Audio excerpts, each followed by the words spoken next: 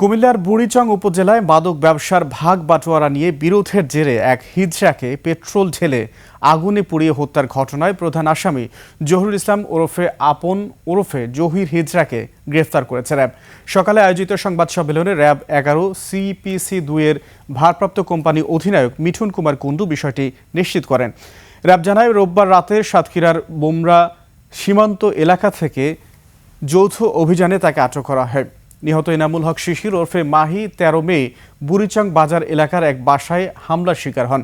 দুর্বৃত্তরা তার হাত পা বেঁধে শরীরে পেট্রোল ঢেলে আগুন ধরিয়ে দেয়। পরে গুরুতর দগ্ধ অবস্থায় তাকে উদ্ধার করে ঢাকার জাতীয় বার্ন ইনস্টিটিউটে নেওয়া হয়। সেখানে চিকিৎসাধীন অবস্থায় তার মৃত্যু হয়। অভিযুক্তরা সবাই ট্রান্সজেন্ডার সম্প্রদায়ের সদস্য। মাদক কারবার, অর্থ ভাগাভাগি নিয়ে বিরোধ থেকে এই হত্যাকাণ্ড ঘটেছে বলে প্রাথমিকভাবে ধারণা করা হচ্ছে।